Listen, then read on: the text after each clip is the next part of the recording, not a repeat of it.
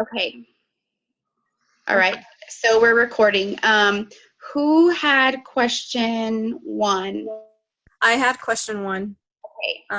So my name is Roxana, and I'm going to be discussing what I learned from the 2 articles. Basically, both articles talked about developing teams, and it just gave examples of how to build relationships amongst a group of people who share the same common interests. And what I've learned is it just helps build strong teams, and understanding each other, working together. Also, it talked about surviving group projects, and I made a list of the group dynamics that it talked about, which was communication, keeping up with deadlines. Roxana, I don't mean to cut you off, but the closed caption isn't going to work. It only let me type in like 2.5 sentences, and it won't let me type in any more. So I guess I'm just going to hit enter, and as she watches the video, she'll see it. So, Okay, yeah. I'll just keep going. Okay, sorry about that. Go ahead. Okay. So I'm gonna just go over the group dynamics. So communication, keeping up with deadlines, have a leader, setting an earlier time to finish things before the deadline. And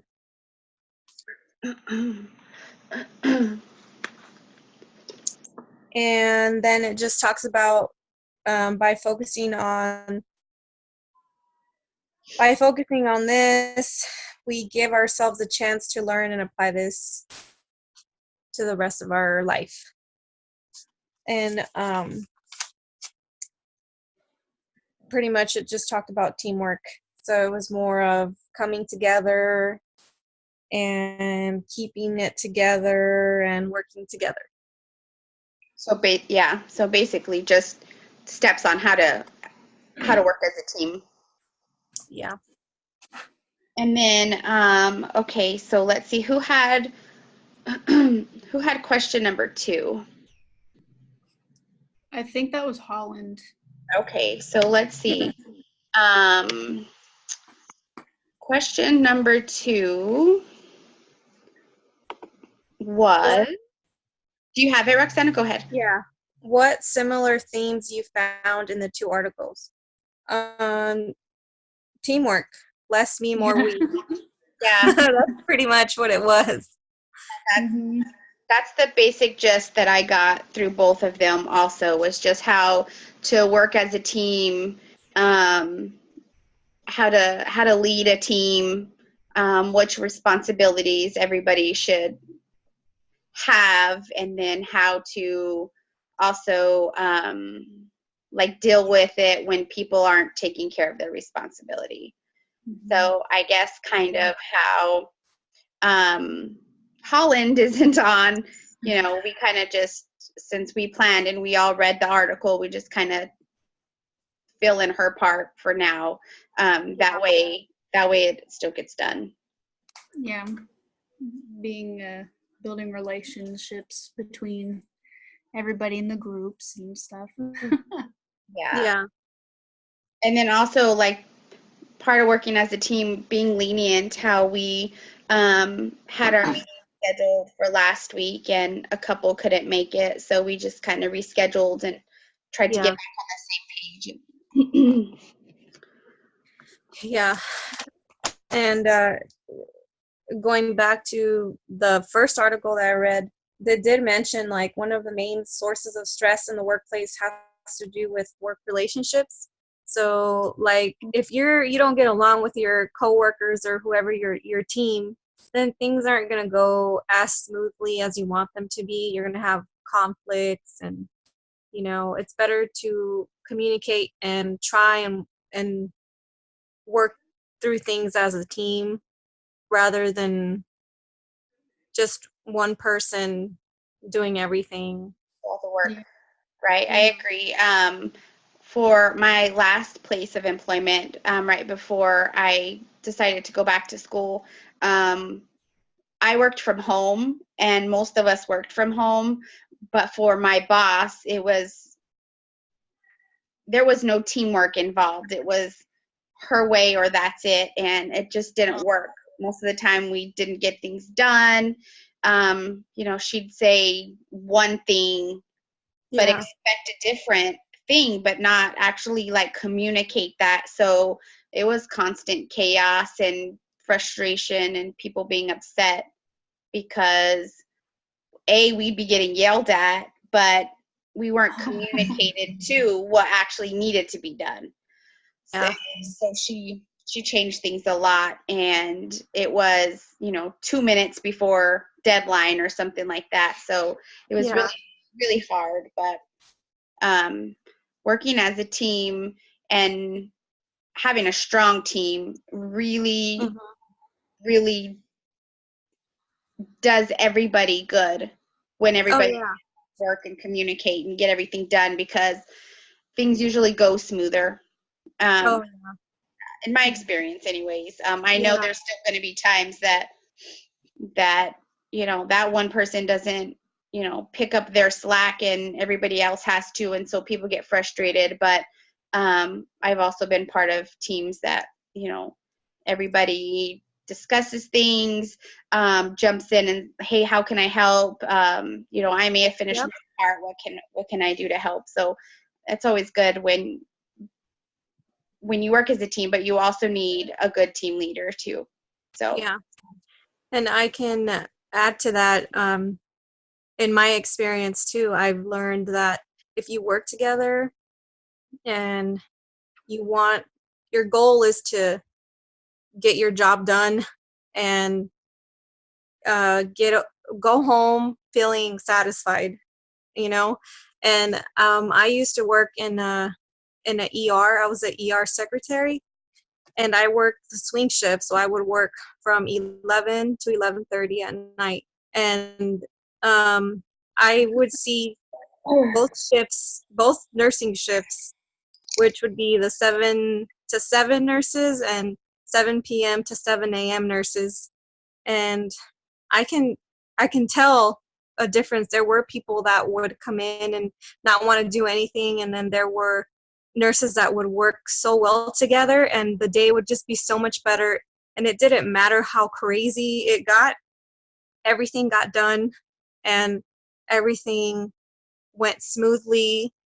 And and it's huge. It's I think it's very important that you know, especially if we're going into the medical field, that we can handle um or we can handle that kind of environment. relationship, Yeah. like whether dealing with it to not do it, or you you'll have a good day. Yeah. So my daughter, she was sick a lot, so we were in the ER and being admitted and stuff, and you could definitely see like the communication when people had strong team skills versus the ones who they just wanted to run off, because you had to do the pass down and you have to come in a few minutes early and get your whole floor, your whole section, um, everything passed down. And then the ones that just wanted to run off and who cares, I'm tired, I'm done, Yeah. was hard for the oncoming staff, because then they didn't know, where is this person, what do they need, what have they had, let me Yeah. go find their chart. And so definitely makes things run a lot Oh smoother. yeah. Yeah. Absolutely. What about you, Emma? Any Any situations you've been in that have been like that?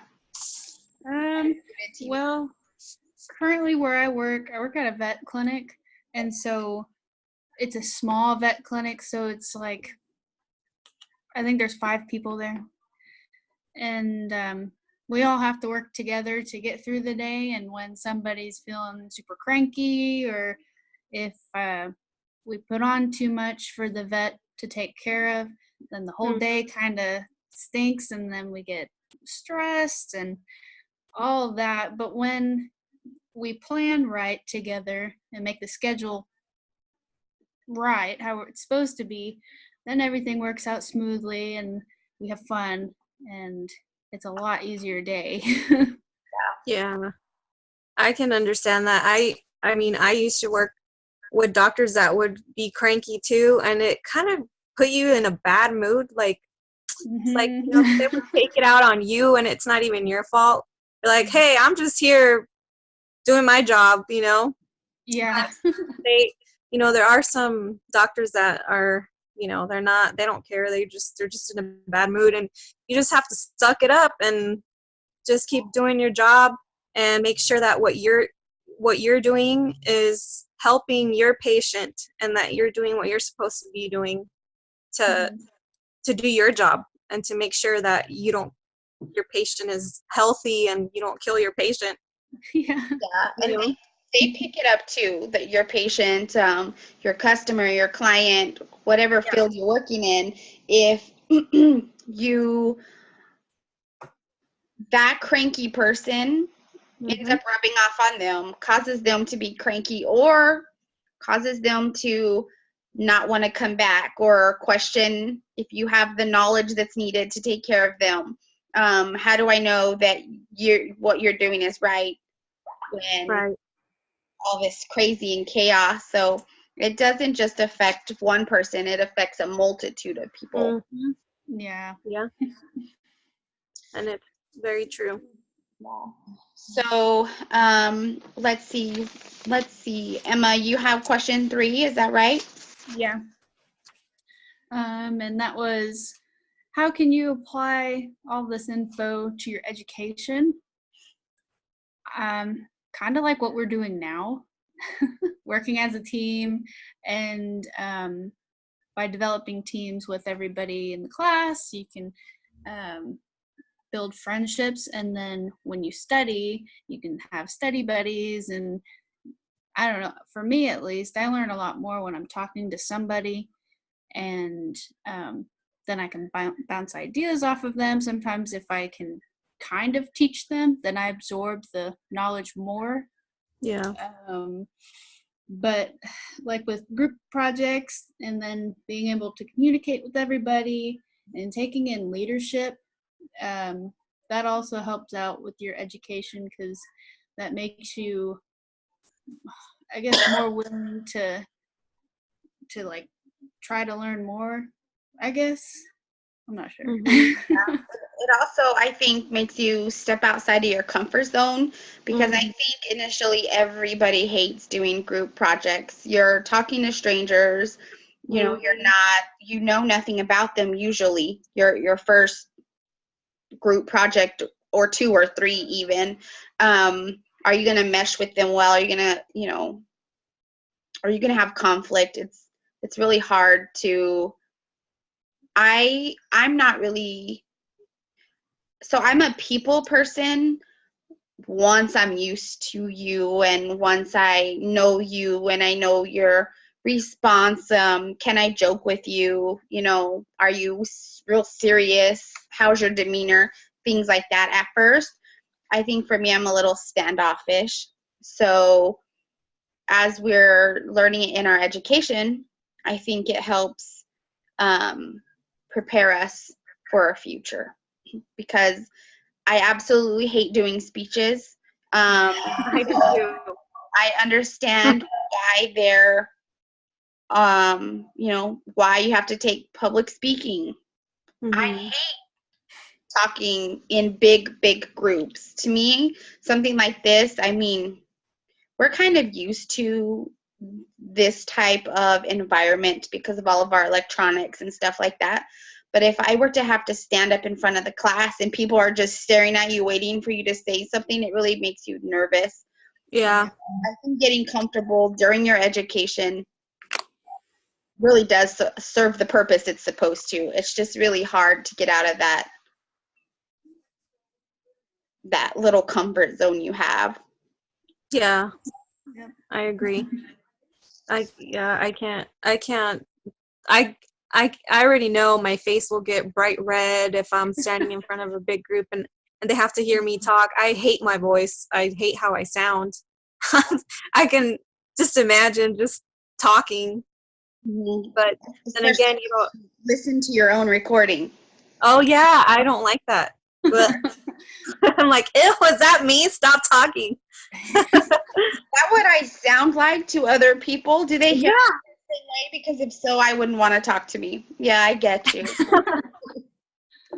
Like for me, my voice is kind of mousy, kind of like I've been told like that I sound like a little girl, like on the phone. You sound like a little girl, and I mean today I turned 38. I'm not a little girl, but it's kind of like, oh man, I sound like that. That's awesome. That's good. I just turned 33 on the 9th. Oh, happy birthday or happy Thank late. you. Okay, so I guess I have number 4, and it says, well, I'm Stacy Aguilar, by the way, in case you guys didn't know who I am. So my question is, how can you apply this information in your future career? So a little bit like how we were just talking about, but what I have jotted down is being able to utilize the tips to work better with others as a team. So I think all of our conversations so far has touched every single one of these topics in one way or another because, you know, working together as a team in the medical field basically covers everything, whether it's building relationships, becoming a leader, being able to talk to your doctor that you report to, because you have to have good communication with them. You also have to be, you know, a 2-person team probably as much as you have to be a 15-person team. So I also have down you can utilize diverse strategies to solve shared workplace problems. So the workplace problem that I have, probably somebody else has also.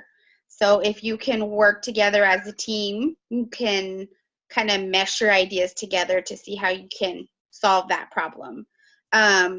I don't think that really talks about, you know, like, let's say you and we have an attitude problem or something like that. I think it's kind of like just in general, what will make this place or this shift run more smoothly. Maybe if we figured out like how to come up with a better tracking system or how we could input something better or file something better. I'm pretty sure most things are electronic now, but you know, maybe this way isn't working and everybody is frustrated or suffering because of it. Maybe working together, we can take part of your ideas, part of my ideas, part of Emma's ideas, and come up with one good solution. Yeah. Go ahead. And I can picture, I can kind of paint a picture of what's happening by you saying that, like, because we all think differently, and we've all had different scenarios of teamwork or not. So I think if we listen to what we have to say, then we'll have an idea of what we need to do better or what they need to do better to make it work. Yeah, like listening and talking with an open mind, not a closed mind of, well, this is the problem and only I know how to fix it. Right, because I'm the only one that's experienced this and blah blah blah. No, we all have, and it's not just about one person. It's Right. about everyone. Mm-hmm. And I think that goes into being able to support change and help empower others with the knowledge that, that we've learned that somebody might not be aware of. So even though, like we were just talking about, a problem that I have and you probably have, but maybe something just arose and, or you have an issue with something that's not working right, I can maybe say, hey, I read an article, or at an old place, this happened and this is how we fix it. Could that work for you? Or what do you think? Yeah. And then kind of, support like that, because maybe it hasn't happened to me yet, but I can be understanding and use what I know to maybe help you or help Emma, or, a patient that has a problem that nobody really knows of or has heard of, kind of going outside the box also. Mhm. Yeah, I know what you're saying. What about you, Emma? How do you think that it can help you in your future career? Pretty much. Well, I don't know. I'd like to become a nurse sometime, unless I change my mind again. But I think everything that we talked about will help, like especially trying to kind of be in a group, like find the people that you can work well with, and um, have an open mind towards everything. Because I don't know, I feel like I get along with mostly everybody I meet. So I'm just trying to do good and stuff, and um, just got to be good with communications, I guess, and that'll really help you out. Yeah, I think some of this kind of teaches us also how to communicate, or work with people that we also may not vibe well with, or maybe not be on the same page. I think some of this can help us figure out, okay, so I know this about her, and I know that this is how she goes about things. Maybe I can try to go about talking to her a different way, or maybe I can you know just go about it differently instead of your typical normal approach. Maybe you can try to get somewhat on their level, maybe not, like if they're very childish, not getting on a childish level, but maybe you know talking to them just in a way that they might better understand, or bringing somebody else in who does vibe well with them, and maybe kind of mixing up that conversation because they know how to get across to them. So maybe if it comes, hey, here's our problem, here's my thoughts. Yeah.